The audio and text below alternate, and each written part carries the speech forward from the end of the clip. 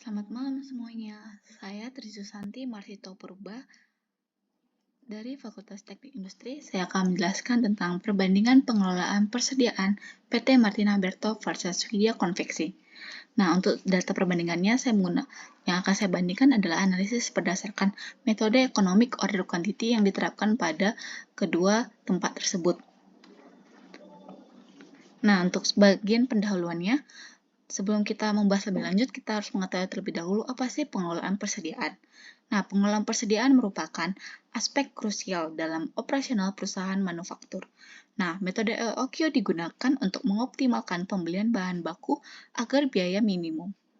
Nah, untuk studi kasus yang akan kita gunakan merupakan PT Martina Berto yang merupakan bagian kosmetik dan Widya Konveksi yang merupakan bagian pakaian. Kita akan membahas terlebih dahulu pengelolaan persediaan di PT Martina Berto. Nah, PT Martina Berto sendiri adalah perusahaan manufaktur yang bergerak di bidang kosmetik dan perawatan tubuh, termasuk produk perawatan rambut, kulit, dan tubuh. Salah satu produk unggulannya adalah sampo hijab yang dipasarkan di dalam dan di luar negeri. Nah, perusahaan ini berusaha menurunkan biaya produksi dengan mengoptimalkan pengelolaan persediaan bahan baku menggunakan metode economic order quantity.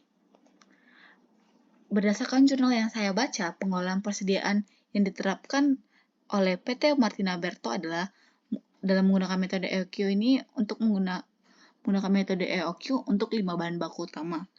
Sedang untuk safety stoknya sendiri 30% dari kebutuhan bulan berikutnya. Frekuensi pembelian bervariasi sesuai bahan baku. ROP-nya untuk alkohol 14 ton.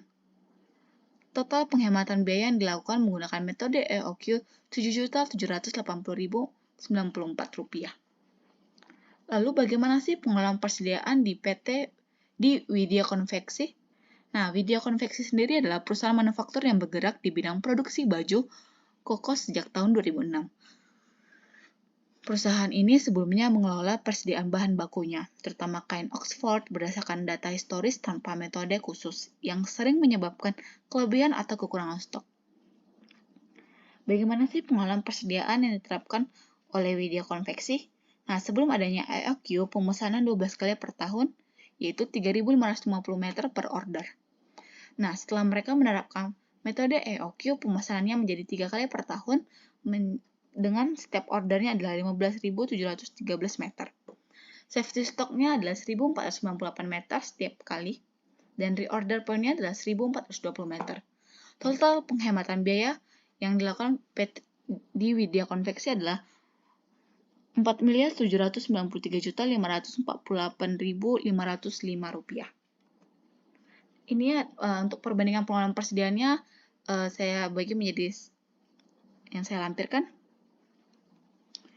Itu frekuensi pemesanan untuk PT Martina Berto sendiri adalah bervariasi, sedangkan untuk Widya Konveksi 3 kali per tahun, dan safety stocknya juga 30% dari kebutuhan, dan untuk Widya 1.498 meter, reorder point-nya adalah 14 ton 1.420 meter untuk Widya, dan total biaya persediaannya adalah hemat Rp7.780.094, dan untuk Widya sendiri Rp4.793.548.505. Nah, berdasarkan analisis dan pendapat dari saya adalah EOQ sebenarnya membantu menekan biaya dan meningkatkan efisiensi.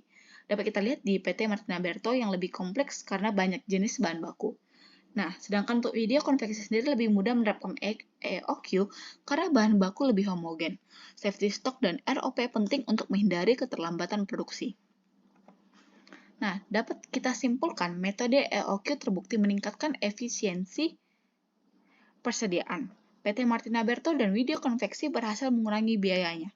EOQ perlu disesuaikan dengan kebutuhan dan jenis industri tersebut. Perusahaan disarankan terus mengoptimalkan parameter EOQ. Demikian yang dapat saya presentasikan. Terima kasih.